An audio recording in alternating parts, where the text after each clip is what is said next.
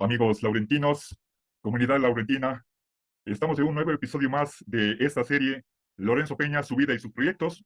Estamos transmitiendo desde Madrid, España, y desde Cuenca, República del Ecuador. Soy Marcelo Vázquez, profesor de la Universidad de Cuenca, en la República del Ecuador.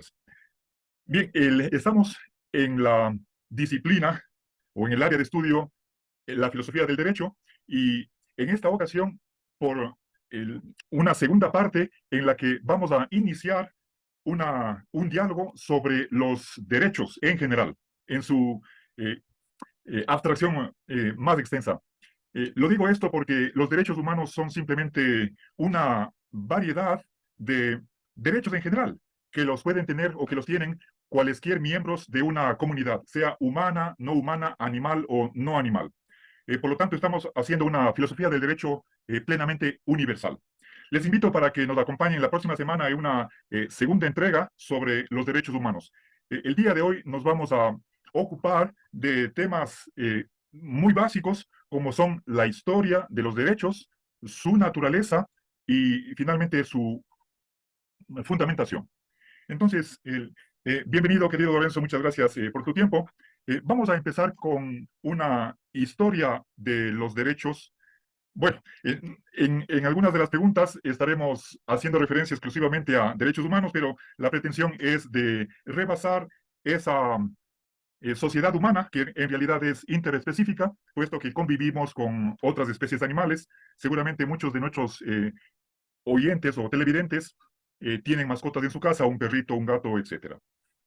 Entonces, por favor, Lorenzo, quisiera que tú nos nos des un vistazo histórico a, a la, a cómo ha ido evolucionando el reconocimiento eh, histórico de los derechos humanos y cómo poco a poco, quizás en los últimos siglos, se han ido constitucionalizando.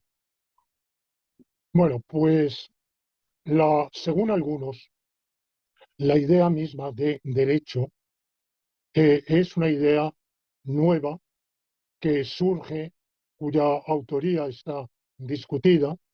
Hay una teoría de algunos historiadores del derecho que sostienen que fueron los franciscanos, autores franciscanos en el siglo XIV, en la primera mitad del siglo XIV, quienes inventaron la noción misma de derechos.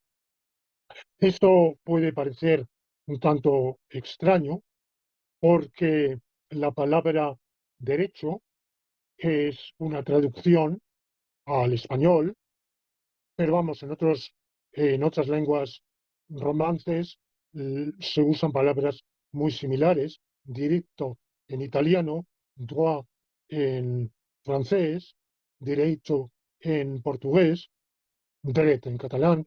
Son la misma raíz. Un derecho tiene que ver con la derecha, por una valoración histórica del lado derecho, que era el recto, y el lado izquierdo, que era el torcido. Bueno, al margen de esas etimologías que no nos interesan, en latín la palabra, nuestro vocablo viene de, bueno, en inglés se dice también right, que también quiere decir derecha y derecho. Mm, En alemán recht. eh, mm, En latín se usa la palabra jus, que es de una raíz muy diferente de donde viene nuestros vocablos: jurídico, justnaturalismo, etcétera. Y según una serie de autores, la palabra jus en el derecho romano no tenía no tenía propiamente el sentido que nosotros damos a la palabra derecho. Bueno, eso ha dado lugar a disquisiciones muy sabias, y eh, mm, evidentemente en latín la palabra jus tiene un doble sentido, igual que derecho en español. Jus, que podríamos decir con mayúscula, quiere decir el derecho, el sistema de normas jurídicas, y puede querer decir un derecho. Entonces, quienes sostienen que la noción moderna de derecho es una creación tardo-medieval, o incluso para algunos postmedieval, aducen, Michel Villet fue uno de los autores que derrochó ingenio y erudición queriendo probar caso por caso que cuando en derecho romano se dice jus, nunca se quiere decir droit en el sentido de un derecho subjetivo, porque la noción de derecho subjetivo, según él y según otros, no existiría en la antigüedad romana porque requeriría una concepción del sujeto mismo que solo sociedades individualistas más tardía habrían desarrollado.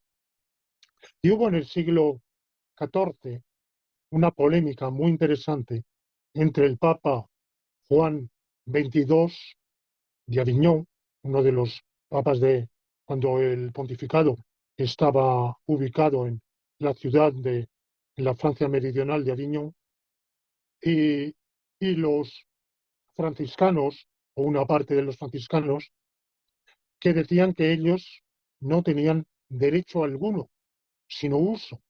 Bueno, la polémica es muy bonita, muy interesante, no voy a entrar en ella. Yo pienso que todas esas atribuciones, digamos que eh, mm, un, un amigo y colega mío, Luca Parisoli, italiano, muy allegado a la orden franciscana, a la orden de frailes menores, considera que efectivamente fueron los franciscanos los que crearon esa noción de derecho. Bueno, yo pienso que todo eso es equivocado, que la noción de derecho es vieja como el mundo, que ha existido en el derecho romano, pero milenios antes de él en el babilónico y seguramente con mayor o menor claridad en todas las sociedades humanas y de hecho también en las no humanas, porque los miembros tienen que saber, aunque sea por instinto, a qué tienen derecho y a qué no tienen derecho. Mm, La, por tanto, yo no creo que haya un surgimiento histórico ni en el siglo XIV, ni en ningún otro, de una noción de derecho que no preexistiría antes. Ahora, los derechos humanos, cuando hablamos de los derechos humanos, todos los derechos de los humanos son derechos humanos, claro. Eh, si tengo derecho a heredar de mis abuelos, es un derecho humano, puesto que soy un humano, pero lo que se llama por antonomasia hoy derechos humanos o derechos fundamentales del hombre o derechos del hombre, esta noción que en su formulación primitiva era los derechos naturales del hombre. Hoy, como predomina la escuela o las escuelas positivistas, lo de naturales se oculta y hasta da un poco de vergüenza, se silencia.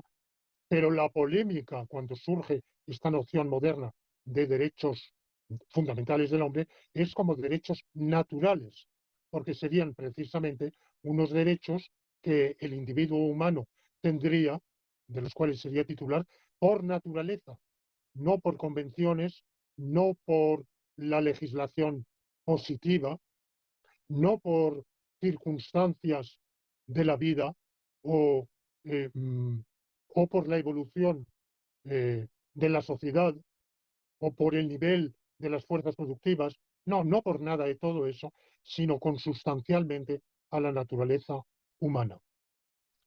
Bueno, pues para algunos, la primera mención de derechos naturales del hombre se daría por parte de juristas y filósofos españoles del siglo de oro, eh, mm, poco después de la conquista de las Indias españolas, en el siglo XVI, y sobre todo de la escuela de Salamanca, de la corriente dominica, que oponiéndose al brutal y despiadado trato que se infligió en los primeros 20 años aproximadamente de la conquista de las Islas Antillas, que fue el peor momento de la conquista, entre la llegada de Colón y, y los años 1510, 15, quizá 20, bueno,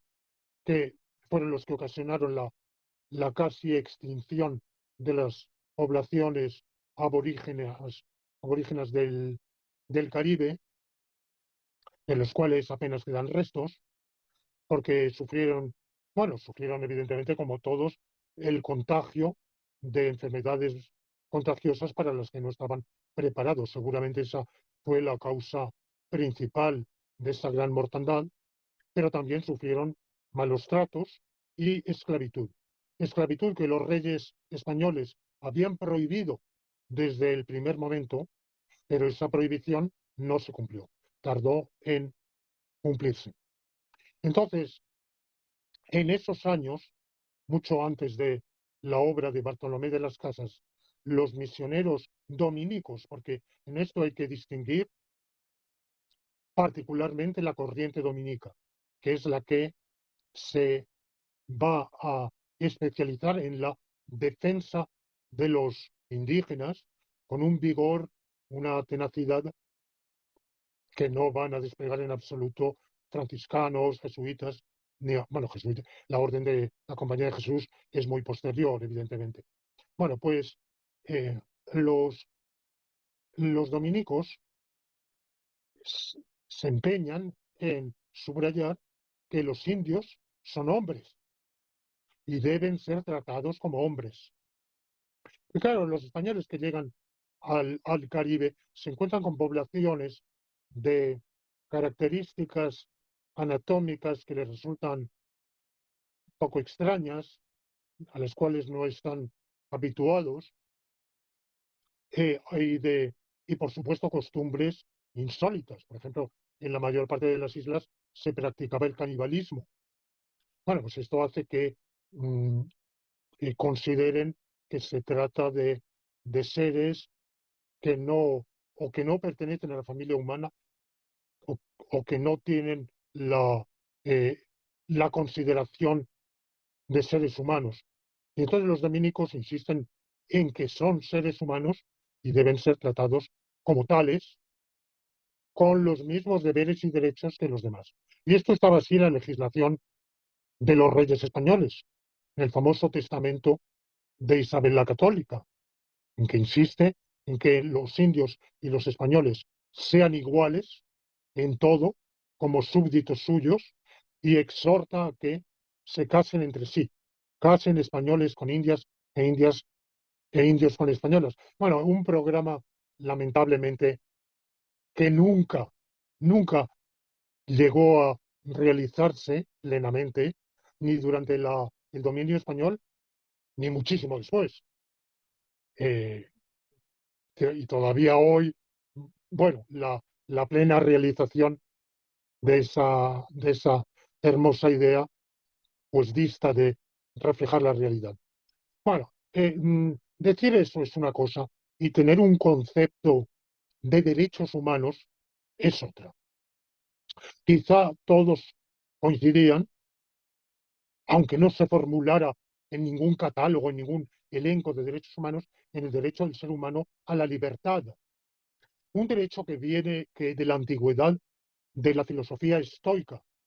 El hombre es libre por naturaleza. ¿Sabes? Tú me dirás, bueno, en la antigüedad los estoicos viven en una sociedad donde existe la esclavitud. Pero los estoicos fueron los primeros en introducir una desazón, un malestar por la esclavitud que llevó a los juristas de la gran escuela jurídica. El otro día hablábamos de Ulpiano. Bueno, antes de Ulpiano, en el siglo anterior ya, la gran escuela clásica jurídica del siglo segundo, de inspiración estoica, formuló algunos principios favorables a los esclavos, pocos desde luego, pero algunos. Por ejemplo, la prohibición de dar muerte a un esclavo. Esto puede parecernos hoy demasiado poco, pero hay que situarlo en su época, de manera que hay un derecho a la vida de todos, incluso del esclavo. Y aunque los esclavos no tienen derecho a la libertad, se formulan los jurisconsultos o jurisperitos romanos de esa época lo que se llama la presunción de libertad, favor libertatis. Es decir, que si surgiera algún pleito, alguna duda ante un tribunal sobre si un individuo era libre o esclavo, por ejemplo, el dueño lo había emancipado, pero después de emanciparlo se echaba atrás y reivindicaba tenerlo, seguirlo teniendo o volver a tenerlo como esclavo. Bueno, pues lo que el principio del favor libertatis o presunción de libertad es que la condición de esclavo hay que demostrarla y mientras no se demuestre, el individuo es libre. Bueno, esto de nuevo puede parecernos demasiado poco, eh, pero eh, pero fue un avance. Y dado que en la sociedad romana un porcentaje muy considerable, quizá mayoritario, de los esclavos eran antes o después manumitidos, sea liberados, pues evidentemente supuso una ventaja para millones de esclavos.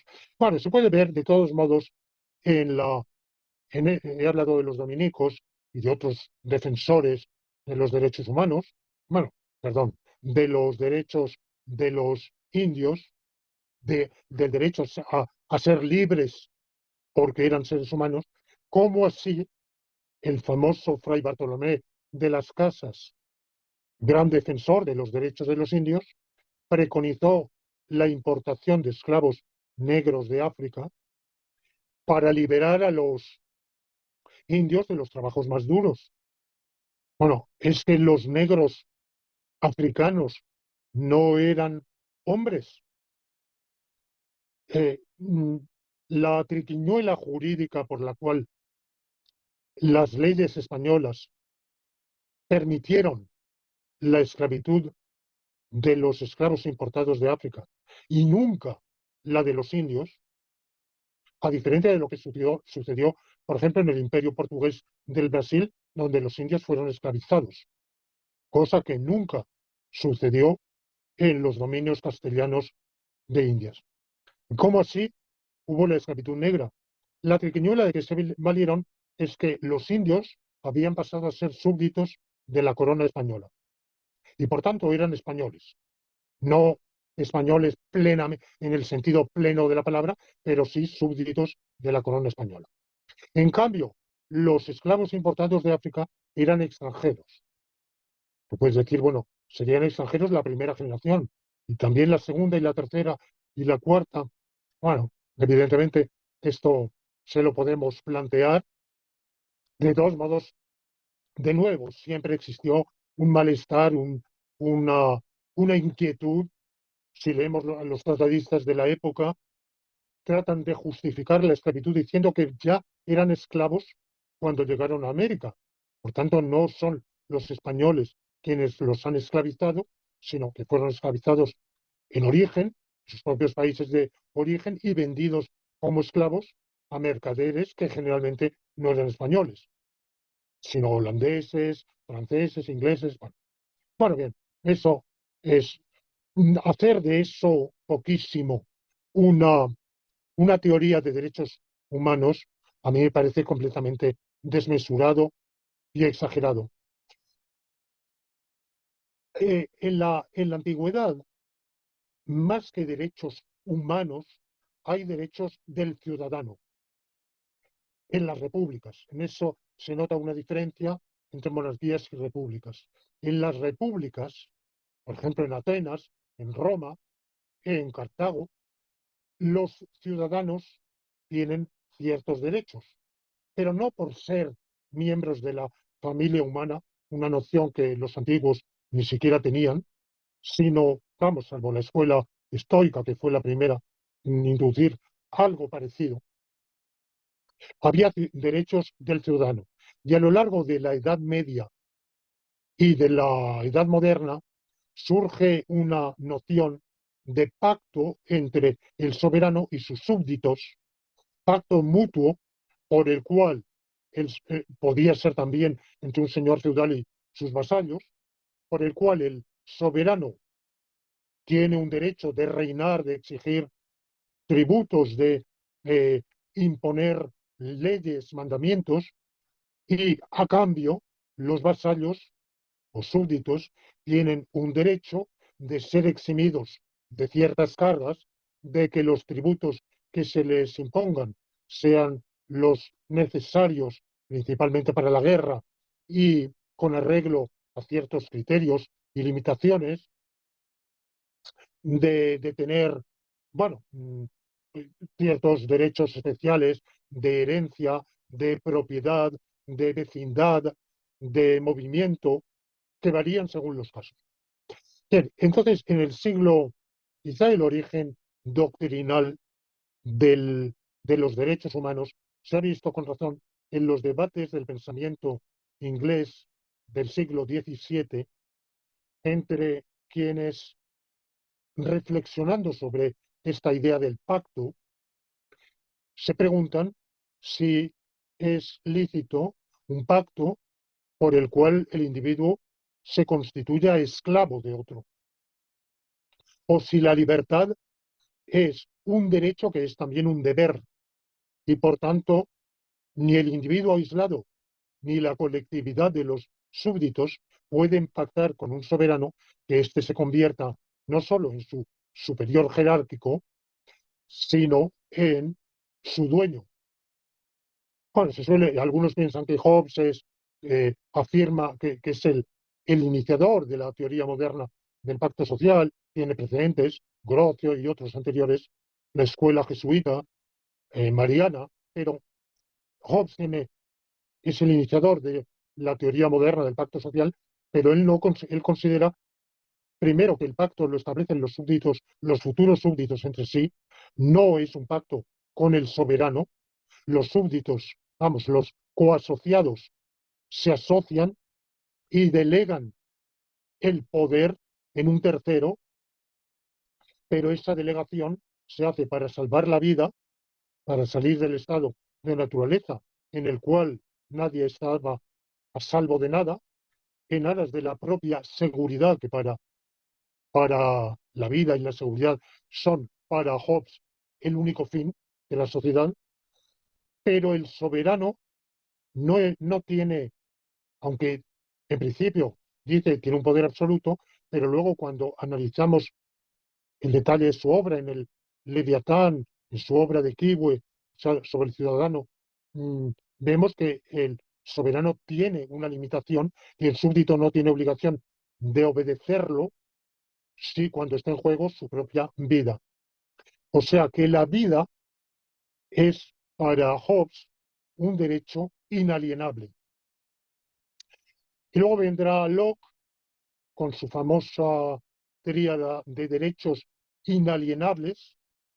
Lo que dice Locke es que ningún pacto social puede otorgar al soberano un poder de despojar a los miembros de la sociedad, a ningún miembro de la sociedad, de la vida, de la libertad y de la propiedad. Son tres derechos anteriores al pacto social e inalienables. Claro, esto puede parecer un poco extraño en boca de quien formuló la carta sobre la esclavitud en Virginia,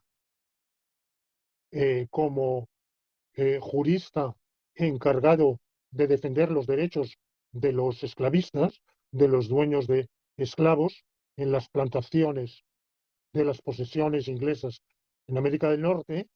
Él estableció, entre otros, literalmente el precepto de que el dueño de esclavos tiene un poder absoluto sobre estos. Por tanto, un poder de vida o muerte. Puede torturarlos, puede hacer lo que quiera, amputarles los brazos, las piernas, lo que quiera, dejarlos morir de hambre. No tiene absolutamente limitación alguna. Bueno, yo creo que esto conviene recordarlo cuando muchos dicen Locke, el iniciador del liberalismo o del liberalismo filosófico. Bueno, yo tiemblo un poco ante esta caracterización. Y por otro lado, ese derecho a la vida, que parece ya la libertad, ya la propiedad, no son tan absolutos como esa formulación podría decir, porque Locke reconoce la pena capital, reconoce al soberano el derecho de guerra y por tanto de movilizar a la población para combatir y arriesgar su vida en combate. mm, Reconoce, aunque no creo que hable de ello, no recuerdo lo que yo he leído suyo, pero reconoce el derecho a la expropiación cuando haga falta, derecho que se practicaba constantemente, y, por supuesto, la, la pena de presidio o de reclusión, incluso no ya por delitos, sino por deudas. La prisión por deudas que va a existir hasta bien entrado el siglo XIX.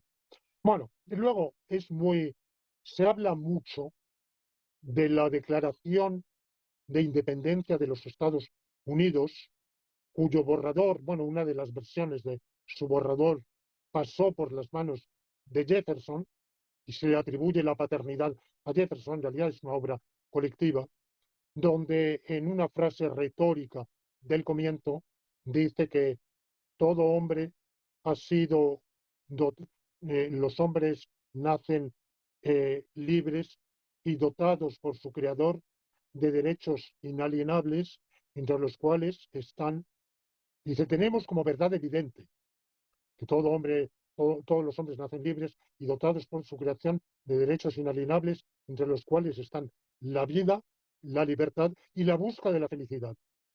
O sea, la frase de la locución de Locke, evidentemente esa frase está inspirada en Locke, pero ya en el siglo XVIII, en plena Ilustración, había impugnadores de del derecho innato o con natural de propiedad, como el propio Rousseau o como antes Diderot, que, bueno, Diderot lo hizo de manera un poco disimulada, pero ciertamente Morelly, Mably, los fundadores del comunismo que se ha llamado utópico tardío, porque el, hay pensadores comunistas desde Wycliffe, el sacerdote heterodoxo inglés del siglo de Oxford, profesor de Oxford, del siglo XIV.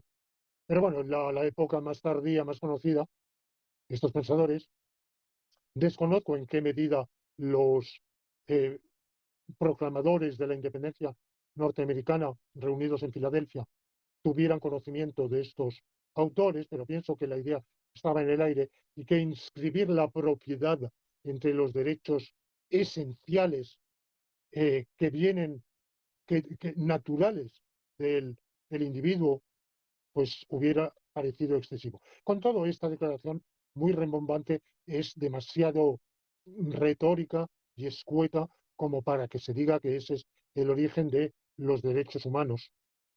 Ni son tampoco las declaraciones que van a seguir de derechos de los ciudadanos de Virginia, del estado de Virginia o del estado de Massachusetts. Todo ello en los años 70, 80 del siglo XVIII. La, la primera gran declaración y para mí la verdadera fundación de los derechos del hombre, de los derechos naturales del hombre, es la declaración del 26 de agosto de 1789 de la Asamblea Constituyente Francesa, reunida en Versalles, de cuya historia, bueno, yo tendría mucho que decir, pero voy a recomendar dos libros, a ver si se ven. Uno de ellos, están en francés los dos. eh, Uno es La Constitución de la France, a ver si lo recoge la cámara.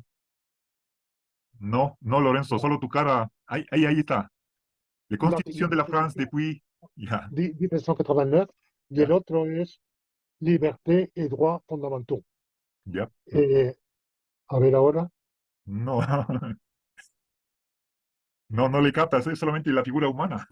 Bueno, No, no, no bueno, lo siento. te- Bueno, pues no tengo mucha habilidad en esto. Bueno, podría, me conozco, he leído tantísimo sobre el origen de las circunstancias, los debates, pero bueno, para mí es el texto esencial, fundamental, mm, mm, que evidentemente ni su génesis ni los debates a que dio lugar iba a ser seguida por una declaración de los deberes.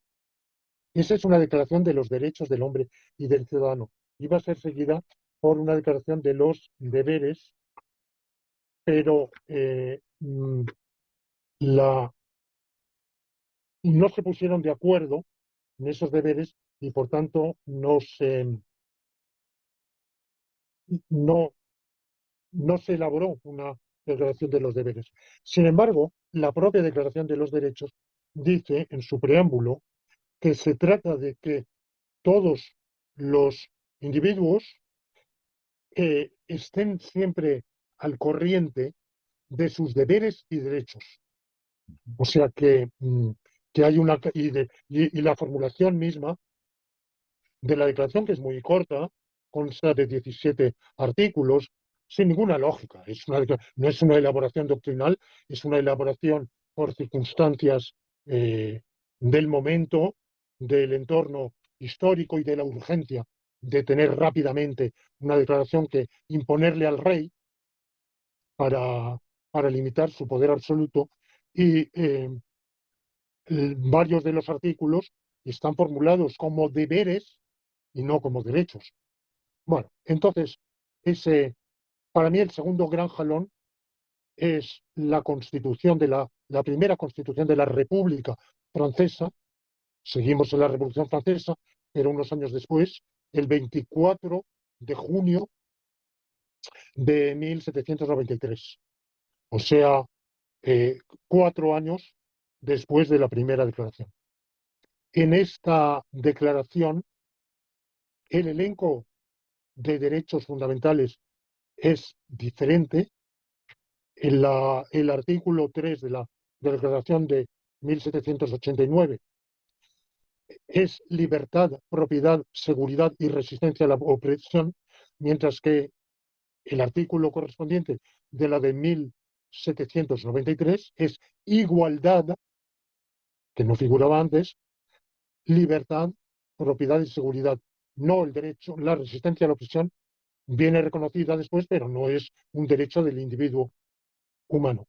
Hay una diferencia esencial sobre el concepto de propiedad, porque la declaración de la Constitución de 1793 dice que la propiedad es el derecho de usar y disponer, según su propio criterio, de los bienes y de los propios bienes, ingresos y del fruto del trabajo y de la industria. Industria en el sentido antiguo, quiere decir el esfuerzo, la inventiva, el talento.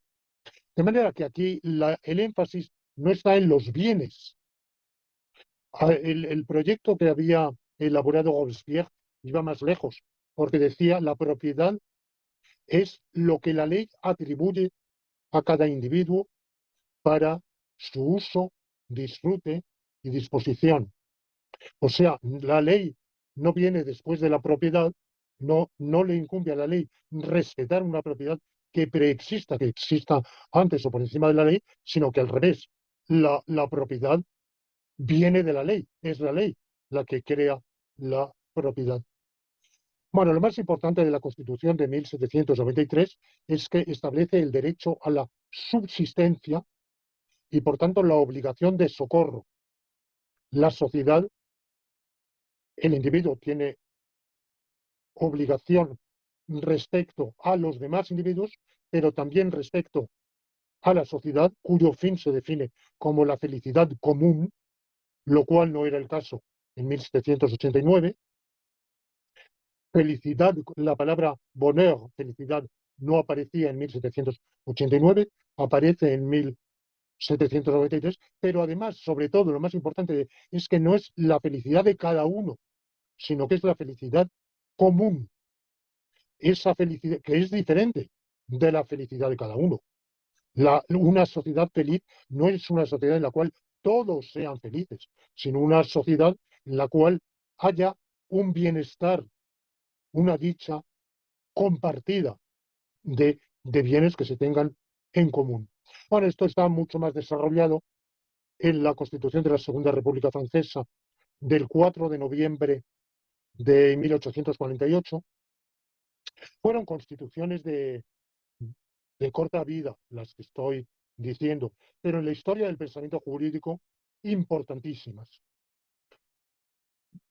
Un jalón que se suele desconocer es el de la Constitución española del 19 de marzo de 1812, que en realidad es una constitución panhispánica, puesto que fue promulgada por unas cortes en las cuales, mejor o peor elegidos, había representantes del Perú, de Chile, de Nueva Granada, de Nueva España, no sé si del Río de la Plata, porque eh, los movimientos de 1810, en lo que después será la República Argentina, quizá habían impedido la elección de representantes. Bueno, pues una constitución que quiso ser en condiciones de igualdad para todos los súbditos de la corona española, y donde se reconocían por primera vez en la historia derechos iguales para los habitantes de la metrópoli y de los territorios ultramarinos, incluso el derecho de representación política. Si se hubiera aplicado esa constitución, automáticamente la mayoría habría correspondido a los territorios ultramarinos, puesto que por 10 millones que había de habitantes de la península, había 17 millones de habitantes de la América Española. O sea que, en la representación según la población no se tenía en cuenta el estatuto, ni siquiera, o sea, la población esclava contaba exactamente igual. Bueno, esta constitución sabemos que desgraciadamente duró muy poco a un lado y al otro de la mar Océana, pero creo que es un hito. Otro hito que también se suele desconocer es la Constitución mexicana de 1859, que introduce la libertad migratoria, el derecho de emigración, la libertad de emigración e inmigración, que será una constitución más importante de lo que se cree, porque influirá 3 años después, no, un poco más, unos años después, en la Constitución española de 1869 y en la de la Primera República Española de 1873. Bueno, son documentos de vigencia limitada. De todos modos, la Constitución mexicana de 1859 vendrá en muchas cosas incorporada a la de Querétaro de la Revolución Mexicana de 1917. O sea, pero vamos, no han tenido, claro, una repercusión internacional. Y luego existen los hitos posteriores a la Segunda Guerra Mundial. Un gran hito hubiera sido el primer, la primera constitución fallida de la Cuarta República Francesa, elaborada por la Asamblea Constituyente Francesa en 1946, por fortísima influencia del Partido Comunista Francés, que era el principal partido, que distanciaba muchísimo a los demás, pero que no se inspiró en el marxismo para nada, puesto que Marx abominaba de los derechos humanos, que para él eran derechos burgueses, eran simplemente el disfraz ideológico de la sociedad burguesa. Hay una obra temprana de Marx, que es La cuestión judía, donde vapulea y, y zarandea de manera despiadada todo lo que llama habladuría de derechos humanos. Bueno, pues los comunistas franceses y otros diputados de 1946 se inspiraron más bien en la tradición del republicanismo y del solidarismo franceses y elaboraron una declaración de derechos importantísima. Entre tanto, me he saltado una que hoy se silencia por vergüenza, porque da vergüenza, que es la Constitución de la Unión Soviética de diciembre de 1936, que es la primera en el mundo que elabora una lista detallada de derechos de bienestar. Porque es verdad que ya varias constituciones habían dicho algo sobre derechos de bienestar, algo. En la Constitución de Querétaro, que ya he mencionado, de 1917, en la Constitución de Weimar, alemana, de 1919, en la Constitución de la Segunda República Española de 1971, pero ese algo es muy poquito, no hay un verdadero elenco de derechos fundamentales de bienestar. Donde aparece por primera vez es en la Constitución soviética del 36, estando Stalin en el poder. De hecho, Stalin fue, por lo menos tuvo parte en la redacción del texto y desde luego fue el que la presentó con un discurso adicional donde la explicaba y justificaba. Claro, esas asociaciones históricas son hoy tan mal vistas por la opinión pública que, que se omite completamente. Y sería injusto si pasara por alto que al año siguiente de la Constitución soviética, la República de Irlanda, Irlanda del Sur, bajo inspiración del pensamiento social católico, hizo una constitución. Hasta entonces Irlanda era un reino que tenía como rey al de Inglaterra. Y ese año Irlanda se separa totalmente de, finalmente, la plena independencia y se proclama república, y elaboran una constitución en la cual de nuevo hay varios derechos de bienestar.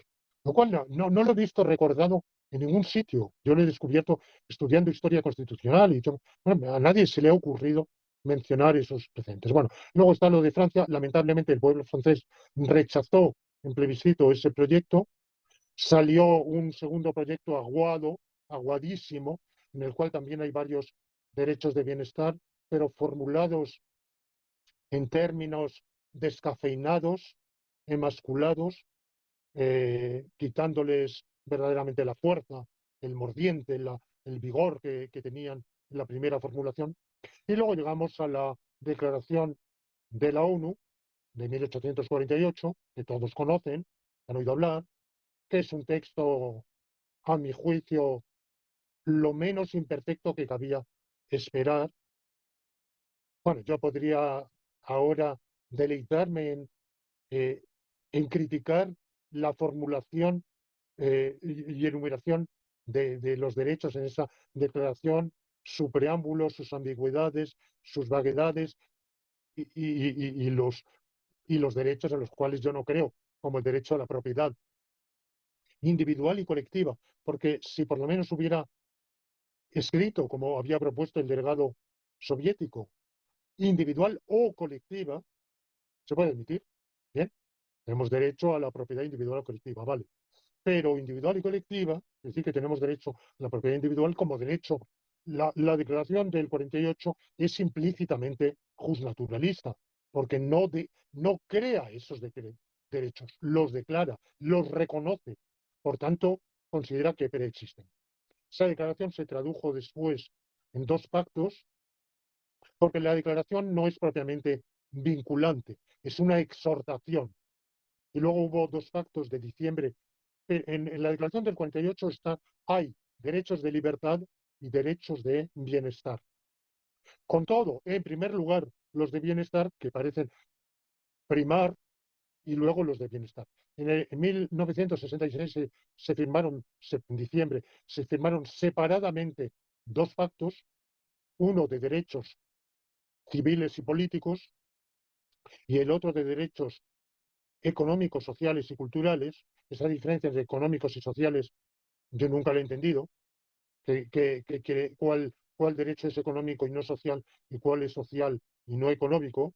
Y por otro lado, los culturales también son económicos, porque el derecho a, eh, a recibir instrucción primaria es tan económico como el derecho a tener una vivienda.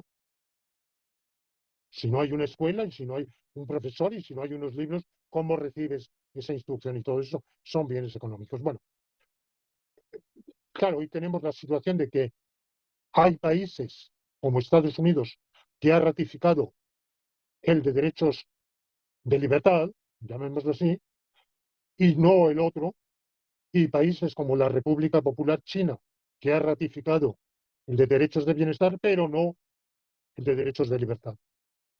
Bueno, y luego, después de estos documentos, han venido un torrente de otros proclamando derechos de la mujer, derechos del niño y otros.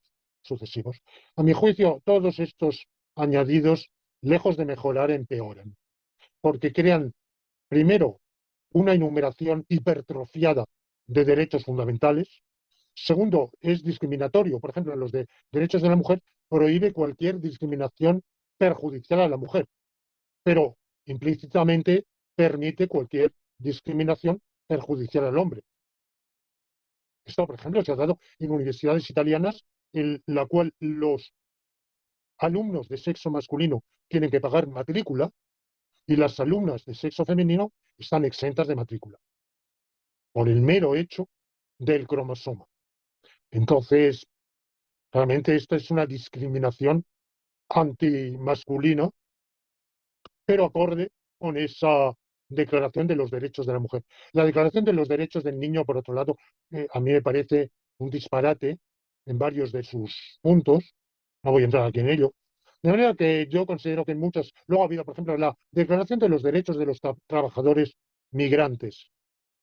Un, un derecho a ser tratados con igualdad a los nacionales. Bueno, pues lo siento mucho, pero yo estoy en desacuerdo, porque estoy de acuerdo en que todo trabajador migrante, al cabo de un tiempo de radicación en un país y sobre todo si se naturaliza, tiene los derechos, los mismos derechos civiles, políticos, económicos, sociales, que los naturales del país. Pero que el recién llegado inmediatamente tenga los mismos derechos, pues no estoy de acuerdo. Pero por otra parte, el más importante derecho al que los inmigrantes aspiran es al de poder quedarse a donde han llegado. Ese derecho no se les concede. El derecho de los trabajadores migrantes se aplica únicamente a aquellos que disfruten ya del derecho de residencia legal.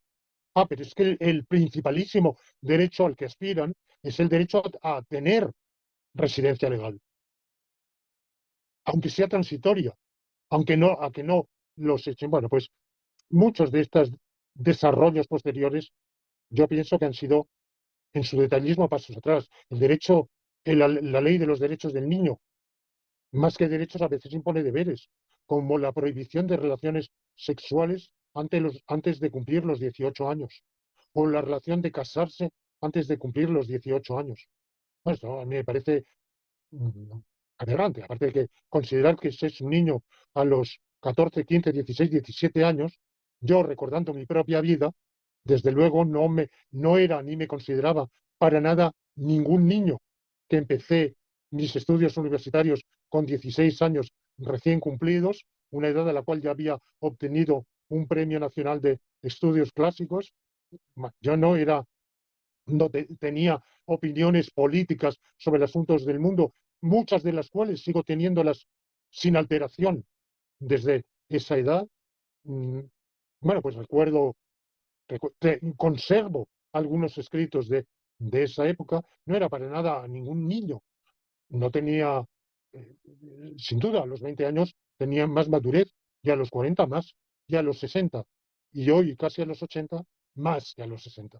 Pero eso no quiere decir que la, l- cuando la hoja del calendario marcó 18 años, yo diera un salto cualitativo y cambiara de niño a adulto. No, eso es absurdo, va contra toda mi filosofía gradualista y cumulativista.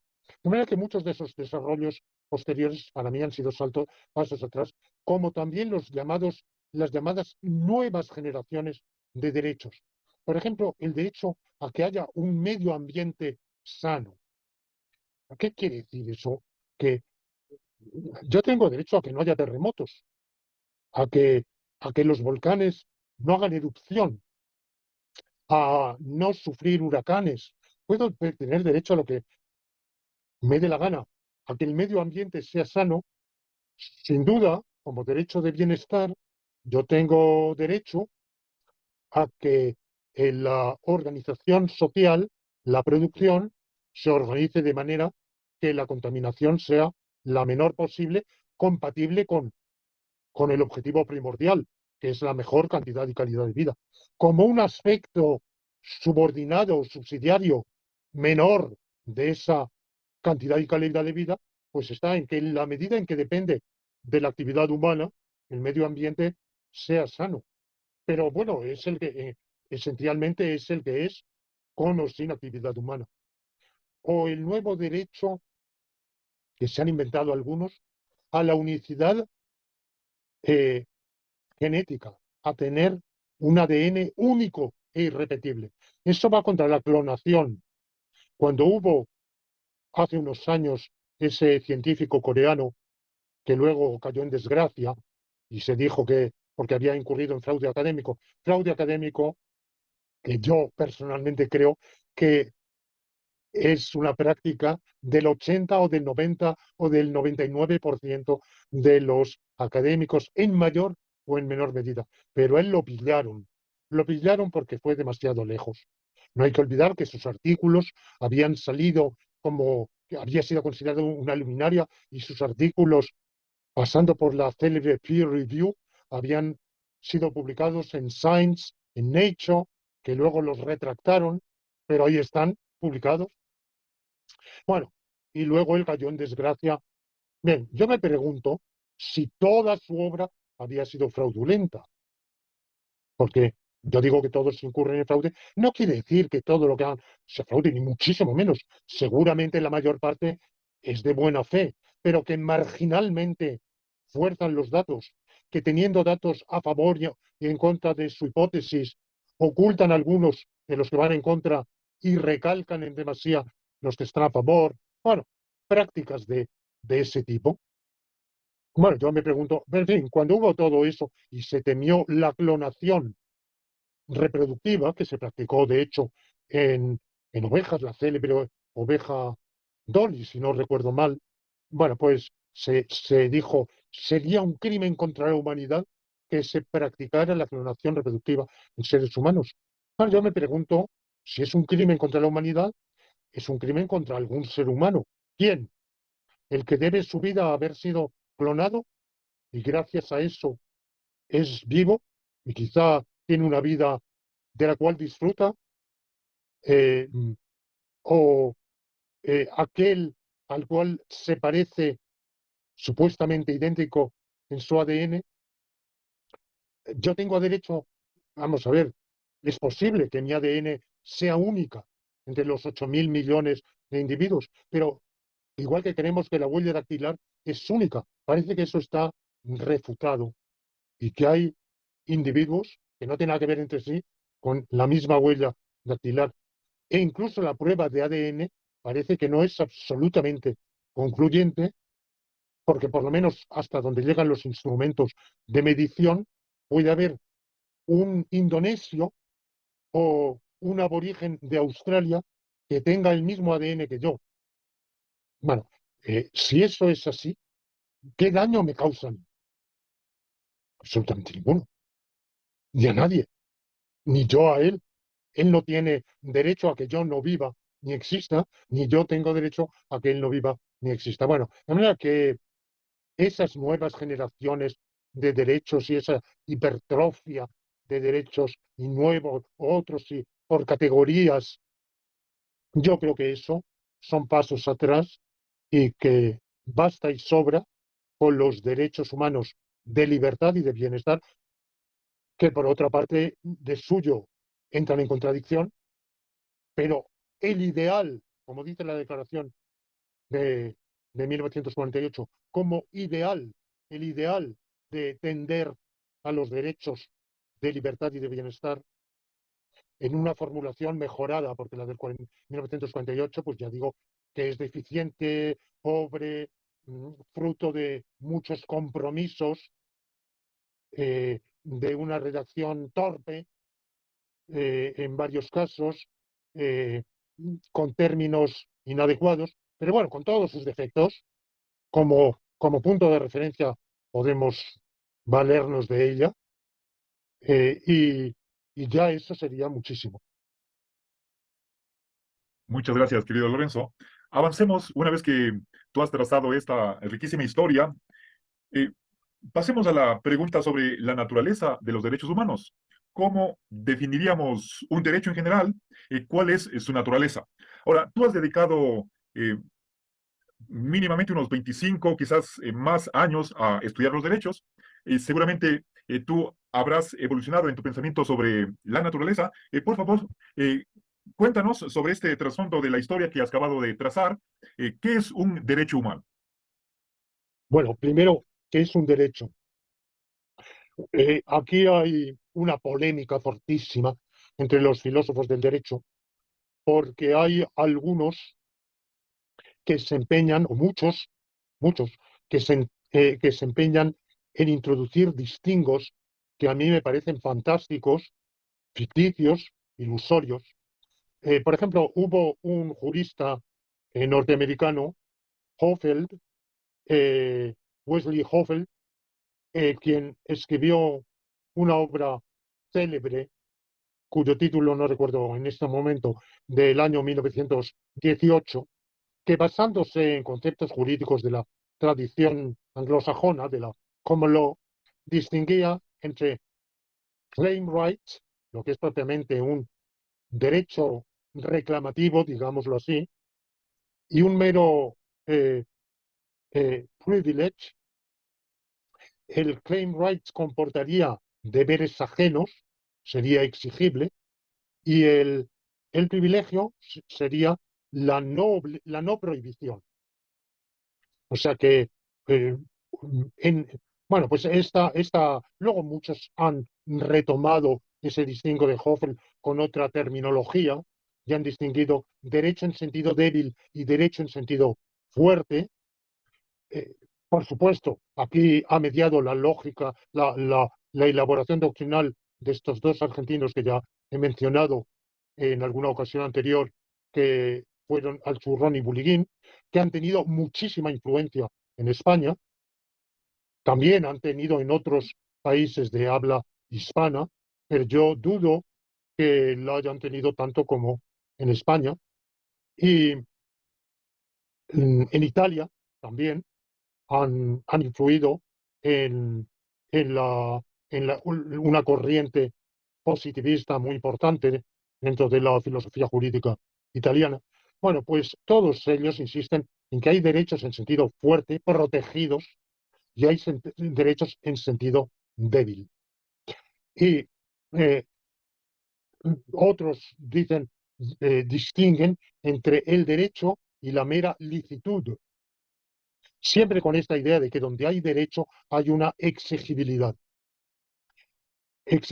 perdón. Bueno, tú me vas a preguntar enseguida que por qué derechos y deberes son correlativos. Mm, Justamente porque son correlativos, todo derecho comporta obligaciones ajenas de dar, de hacer o de dejar hacer. Obligaciones positivas, deberes positivos o negativos, según el caso. Y todo deber ajeno, a todo deber ajeno le corresponde el derecho de, de beneficiarse de ese hacer o no hacer. Yo defino así el derecho.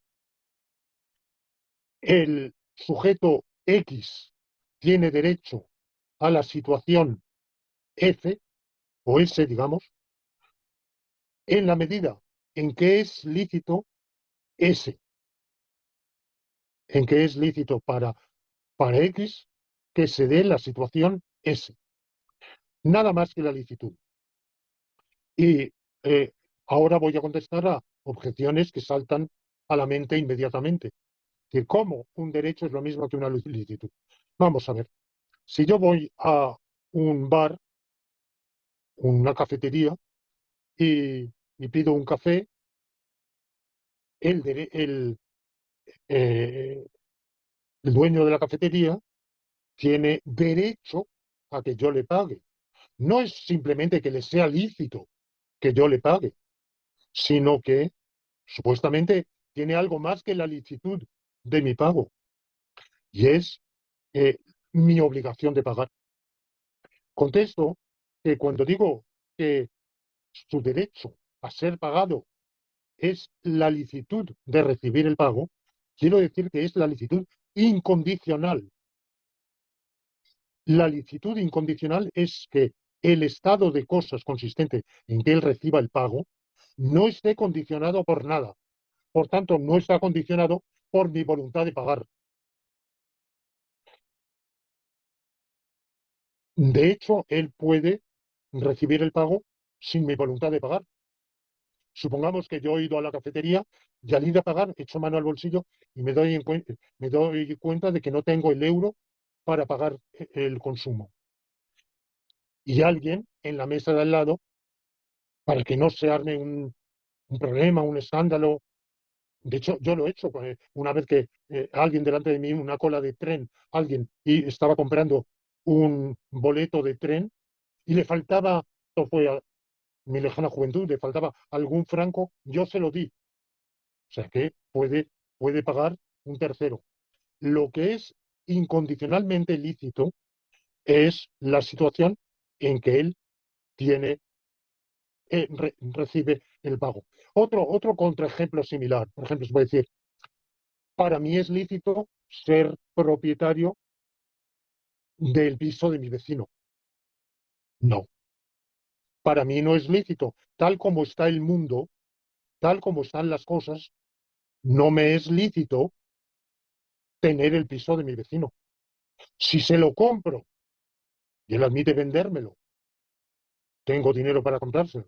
O si él, por la razón que sea, me lo regala o me lo lega en su testamento y fallece, me será lícito tenerlo. Pero no me es lícito hoy por hoy tenerlo, porque él no quiere, no tiene intención ninguna de deshacerse de él. De manera que la situación de que me sea lícito eh, tener ese piso, o sea, que yo tenga el derecho de usarlo, disfrutar de él y disponer de él, en eso consiste la propiedad, yo no tengo ninguna de esos derechos con respecto a, a ese bien. De manera que ¿por qué creo que podemos definir derecho como licitud? Bueno, pues hay dos motivos. Uno es simplemente de economía conceptual. Si introducimos un derecho de dos conceptos propios, irreducibles, de derecho y de licitud, complicamos nuestro esquema conceptual y habrá que explicar y argumentar cómo se articulan el uno con el otro. Y segundo, mejor dicho, son tres argumentos. Segundo argumento, cada vez que yo leo un texto jurídico en el cual se use una de las palabras lícito o derecho, tendré que analizarlo y traducirlo al lenguaje auténtico, supuestamente auténtico o supuestamente riguroso, que diga no, o es lícito o es un derecho. Tercero, lógica jurídica. Para mí solo vale una concepción del derecho que por lo menos en su esqueleto sea plasmable en una lógica formalizable. Es un ideal teórico el que todo el saber humano sea traducible a un lenguaje simbólico y formulable en fórmulas con las cuales pueden elaborarse razonamientos, deducciones perfectamente rigurosas. Ahora, esto es un ideal. Yo soy consciente, ya lo he dicho en algún episodio anterior, que no toda la metafísica, lamentablemente, es traducible a lógica. Que no todos nuestros conceptos de metafísica, de filosofía de la naturaleza, de filosofía de la historia, de ética o de filosofía del derecho son traducibles a la ética, pero lo más posible, a la lógica, pero lo más posible. Y si partimos de conceptos, empezamos por decir derecho y licitud son conceptos diferentes, bueno, claro, evidentemente nadie ha sido capaz de ofrecerme una, una lógica de las normas acorde con ese distingo. Quienes más se han acercado a hacerlo son Archurrón y Buliguín, diciendo con su famoso distingo entre permisión como mera no prohibición y una permisión supuestamente más fuerte. Pero bueno, este es un distingo que yo he criticado en una serie de trabajos y efectivamente yo empecé a trabajar en toda esa temática. Yo empecé a dedicarme a lo jurídico a finales de la segunda mitad de 1997, pero en estos temas de lógica de las normas y por tanto implícitamente de conceptos jurídicos, yo ya venía trabajando desde el año 91-92 aproximadamente. Lo que pasa es que después, en los años 94, 95, 96, me fui centrando paulatinamente, poco a poco, en esa temática. Ya, perfecto. Muchas gracias, querido Lorenzo. Avancemos ahora a un tercer gran tema, que es el de la justificación de los derechos. Es decir, nos preguntamos cuál es la razón, el porqué de que los seres humanos tengamos o gocemos de derechos que tú has mencionado de libertad, de bienestar. Entonces, por favor, el- ¿podrías aducir cuál es la motivación de que afirmemos que tenemos derechos humanos? El motivo es la naturaleza del individuo humano y de la sociedad humana. Todos los miembros de una sociedad tienen derechos y deberes. Derecho de participar del bien común y derecho de contribuir al bien común. Ese derecho lo tenemos los miembros de la sociedad humana. Efectivamente, seamos humanos o no, porque los miembros no humanos de la sociedad humana también tienen ciertos derechos y ciertos deberes. Los deberes se los imponemos nosotros. Quien tiene una mascota en su casa, por supuesto que le impone unos deberes. No se le permite a la mascota hacer sus necesidades donde quiera, a la hora que quiera, o ladrar eh, o molestar donde quiera que sea. Se sanciona de un modo u otro, con severidad o sin ella, para que aprenda que tiene ciertas obligaciones y ciertas prohibiciones, y que en cambio tiene otros derechos, evidentemente, de ser alimentado, de ser tratado con benignidad, de ser atendido a sus necesidades. Bueno, pues esto es así, pero claro, qué derechos y qué deberes dependen de la naturaleza misma de, de los individuos y de la especie a la que pertenecen. Acabo de decir que, según la Constitución de la Primera República Francesa, el fin de la sociedad es la felicidad común. Bueno, yo diría el bien común, o sea, la mayor, porque la palabra felicidad para mí tiene una connotación subjetiva de dicha, de gozo, es, eh, es la mayor cantidad y calidad de vida individual y colectiva. Pero la mayor cantidad y calidad de vida individual y colectiva de los seres humanos, depende de que somos seres humanos. Y un ser humano tiene unas necesidades diferentes de las que tiene eh, un, un chancho, un, eh, un asno, un caballo o un gato, evidentemente. Mm, el derecho a recibir instrucción, pues evidentemente es propio de los seres humanos, porque el florecimiento de la vida humana es diferente del florecimiento de la vida equina o de la vida felina. Entonces, ni más ni menos que por esa razón de ser seres humanos en sociedad. ¿Y qué pasaría si, por hipótesis, un ser humano quedara, como ya he emitido en alguna entrevista anterior esta hipótesis, proyectado al espacio intergaláctico o interestelar, fuera de toda sociedad humana? Bueno, pues, eh, o no humana, que quizá podríamos decir, bueno, pues a lo mejor está fuera de la sociedad humana, pero viene un ángel que se le acerca y le hace compañía, o su ángel de la guardia, eh, o quien sea. Bueno, no, imaginemos fuera de cualquier sociedad, aislado para siempre. ¿Tiene derechos, tiene deberes? No, no tiene ni derechos ni deberes. Mm, Al margen de la relación social, es la naturaleza misma de la relación social y de una ser sociedad humana la que determina los derechos y deberes humanos. Ya, muchas gracias, querido Lorenzo. Y para finalizar la presente entrevista, hablemos de la correlatividad entre derechos y deberes, lo cual significa que a un individuo, bueno, en realidad no es este principio no es únicamente para la sociedad humana, sino para cualquier comunidad en la que tenga integrantes tengan inteligencia y voluntad o conocimiento de la realidad y deseos. Esa que no podemos nosotros cargarle a un integrante de una sociedad con deberes, con obligaciones, sin reconocerle también derechos y al revés. Nadie puede disfrutar o gozar de sus derechos sin, por su parte, cumplir con ciertos deberes.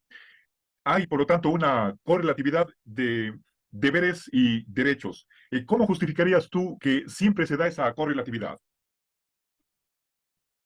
Cuando he mencionado la Declaración de los Derechos del Hombre y del Ciudadano del 26, francesa, del 26 de agosto de 1789, que fue condenada algo después por el Papa como contraria a la naturaleza humana. Y durante mucho tiempo la Iglesia Católica se opuso a la noción misma de derechos humanos. Cuando a finales del siglo XIX Su Santidad el Papa León XIII eh, introduce un primer ayornamiento, podemos decirlo así, con término posterior, una primera actualización del pensamiento católico y un intento de reconciliación con la opinión pública y con el pensamiento de su época, porque llevaba muchísimo desfase. León XIII dice, bueno, se ha hablado y se viene hablando mucho de los derechos del hombre. Hablemos ahora de los derechos de Dios. Y durante algún tiempo, todavía varios decenios, la Iglesia siguió reacia a la noción misma de derechos humanos, insistiendo en que por encima de ellos estaban los derechos de Dios.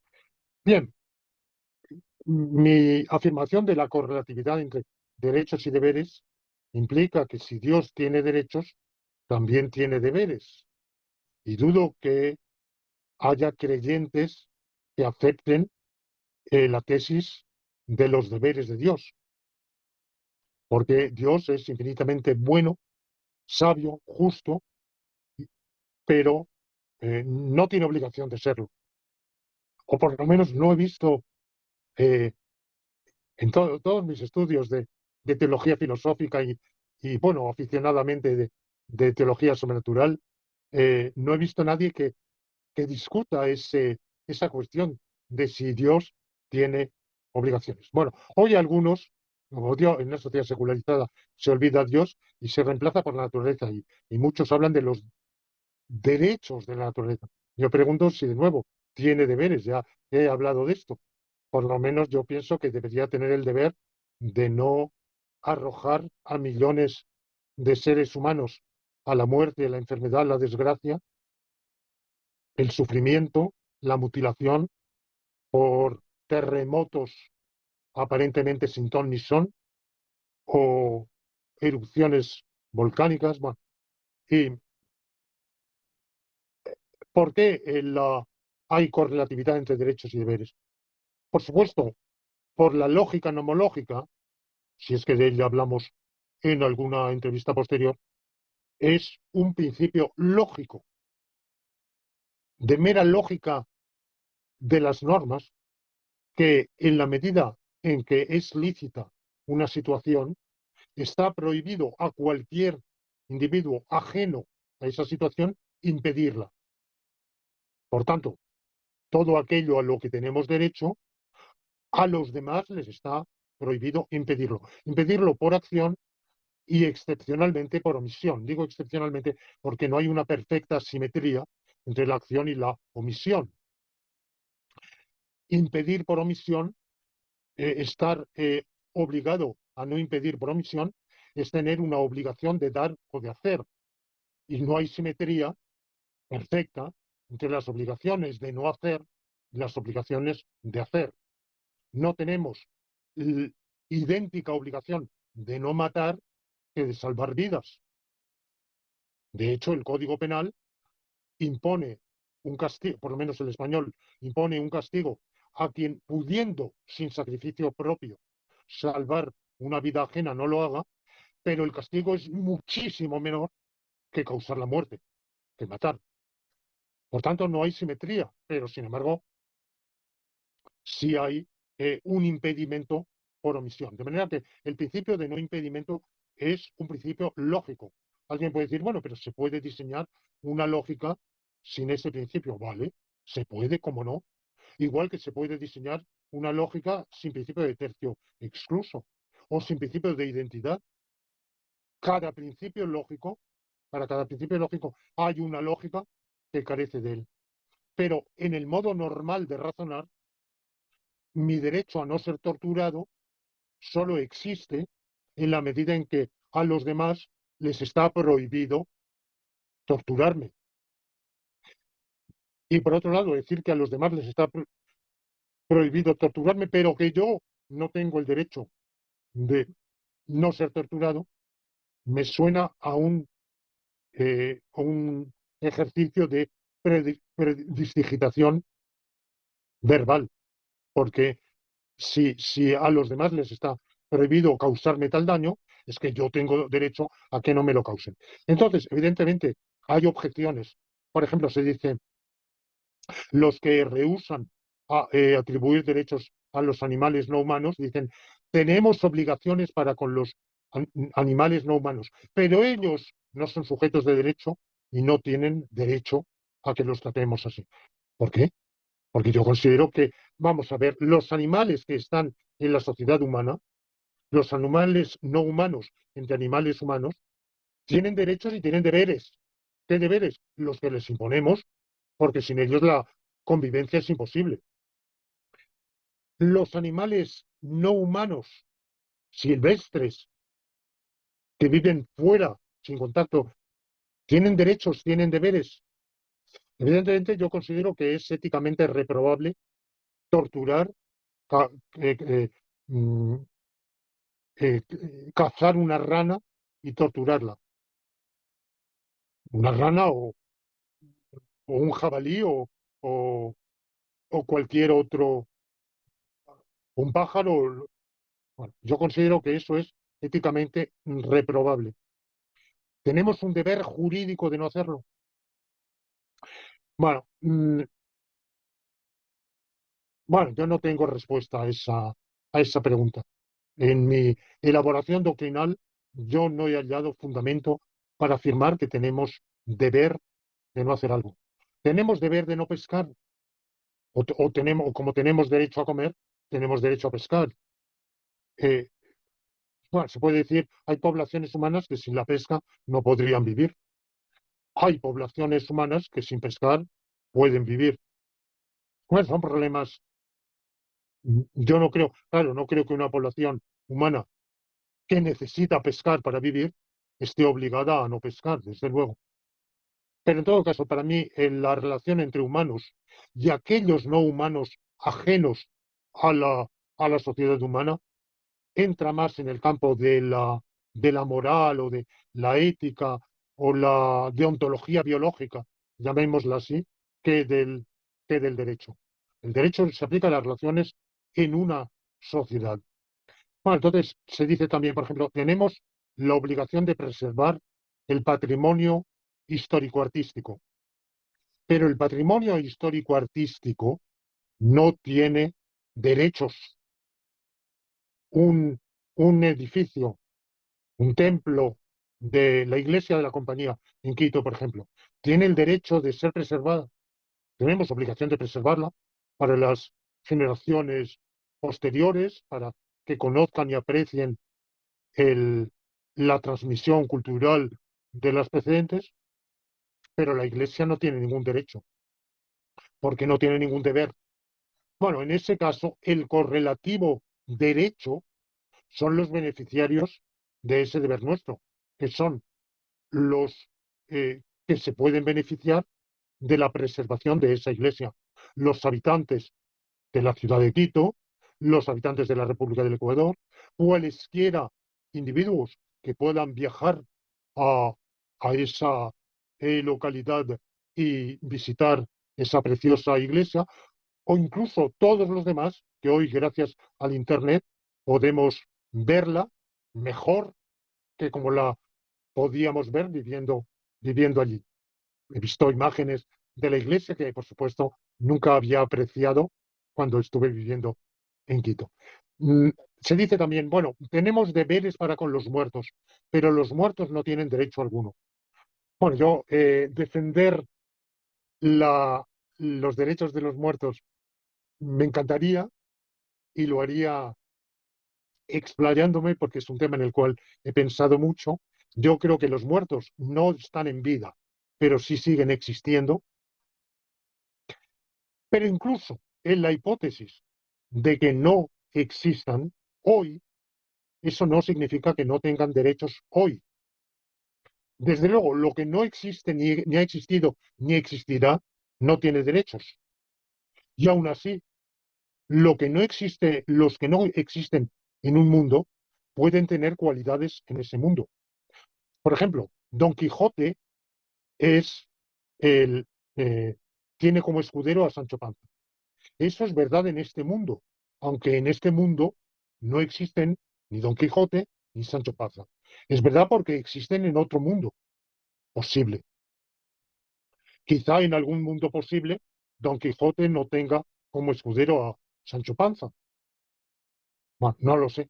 Pero, pero que un individuo de un habitante de un mundo solo tenga cualidades en ese mundo y no en otros, es una afirmación que yo no comparto y creo además que acarrea consecuencias sumamente inverosímiles e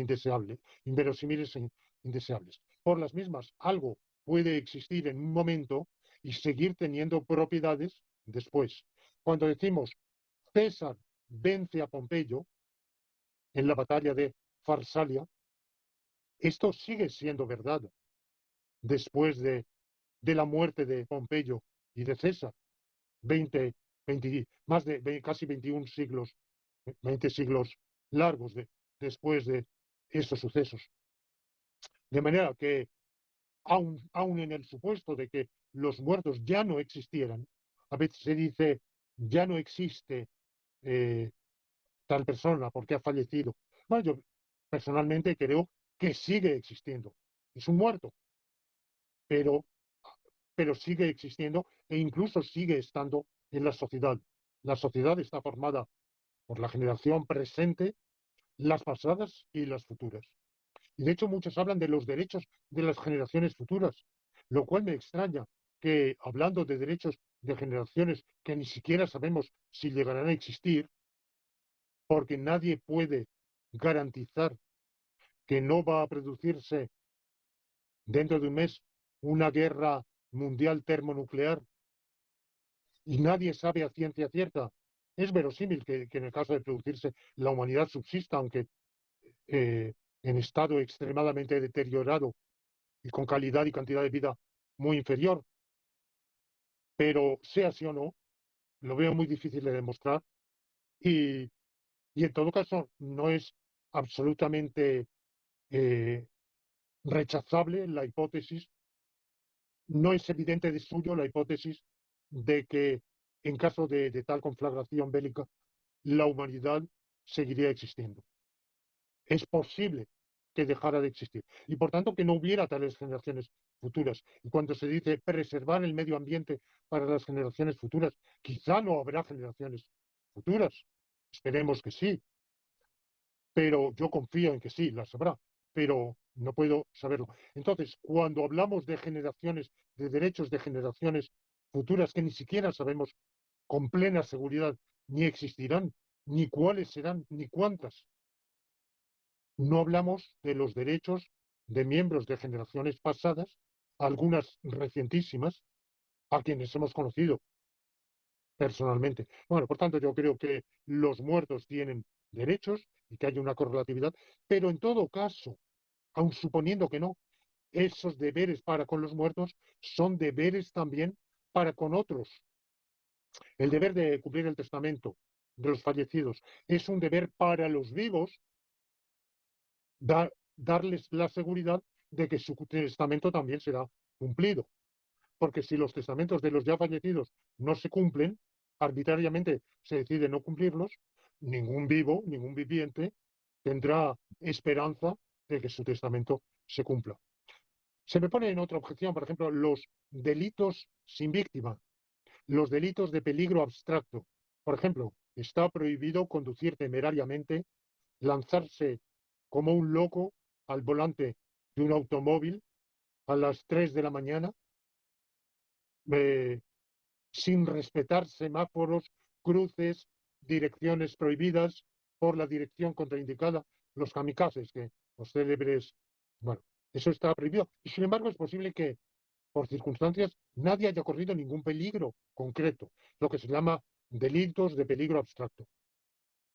Resulta que lo ha hecho a las 3 de la mañana, todos estaban en su casa durmiendo o, o bailando en la discoteca, pero nadie por la calle y por tanto nadie ha corrido ningún peligro. ¿Quién ese deber de no conducir el automóvil de esa manera? ¿Quién es el que se beneficia? Supuestamente no hay beneficiario. Bueno, nos beneficiamos todos, porque si esa conducta es lícita, todos corremos un peligro, porque cualquiera puede estar necesitado de acudir a urgencias médicas un día a las 3 de la mañana. Entonces, de ser lícita esa conducta, de que un conductor kamikaze se lance al volante ese día, por casualidad, por coincidencia, nadie ha corrido peligro, pero cualquiera podría correr ese peligro. De manera que no hay, es decir, hay delitos sin víctimas. Como mínimo, la víctima es la sociedad, la propia sociedad, la seguridad de la sociedad. Se puede decir, bueno, el recluso tiene obligación de cumplir la condena, pero nadie se beneficia de que la cumpla. Sí, se beneficia la propia sociedad, cuya seguridad jurídica quedaría aniquilada si a los reclusos les fuera lícito quebrantar su pena y escaparse, porque entonces la protección que nos brinda el Código Penal dejaría de existir. De manera que estas son las razones, unas de tipo conceptual, puramente lógico, otras de orden pragmático, por las cuales existe una correlatividad entre derechos y deberes, y quienes lo cuestionan o lo rechazan, yo creo que se ven conducidos a situaciones eh, mm, inextricables. Por ejemplo, quienes niegan el principio de impedimento y consideran que hay actuaciones lícitas, pero que los demás no tienen obligación de respetar. ¿Pero qué licitud hay si a los demás? De hecho, la Declaración de los Derechos del Hombre y del Ciudadano de 1789 lo dice explícitamente. Al individuo le es lícito todo lo que no prohíbe la ley, y la ley solo puede prohibir actuaciones que sean perjudiciales a los derechos de los demás. La declaración de 1793 irá más lejos, lo que sea perjudicial a la sociedad. Y a nadie le está permitido impedir lo que la ley no prohíbe. O sea, más claro, eso son disposiciones jurídicas, evidentemente, de una autoridad emanadas de una autoridad humana, en este caso la Asamblea Constituyente francesa. Pero no hay que olvidar que la Asamblea Constituyente, al formular esa declaración, no formula como, como una formulación de voluntad, sino que lo formula como un reconocimiento de derechos naturales que existen previamente, independientemente del propio reconocimiento constituyente. Perdón, es que tengo aquí en la pantalla que me está saliendo, está irrumpiendo un mensaje de Telegram que me está perturbando. Bueno, de manera que esa correlatividad, aparte de que yo he aducido a su favor un montón de textos constitucionales de diferentes constituciones, pero sobre todo, insisto, cuando una asamblea constituyente formula esa correlatividad, no lo hace porque le dé la gana, como podría decir lo contrario. Imagínese alguien una constitución en la que diga nadie está obligado a respetar los derechos ajenos. O el mero hecho de que una conducta sea lícita no implica para nadie más obligación de no impedirla. Esto, esto sería no solo horrible, sino absurdo, conceptualmente absurdo. Sería tan conceptualmente absurdo como atribuir vida a los muertos o, mm, o cualquier otro disparate similar. De acuerdo. Muchas gracias, querido Lorenzo. Con esto, queridos amigos, terminamos la entrevista de hoy, pero les invitamos para una segunda entrega en la que ahondaremos en otros aspectos de lo que puede decir la filosofía del derecho con respecto a los derechos y deberes humanos. Muchísimas gracias a ti, Lorenzo, y a todos los que nos siguen. Un buen fin de semana.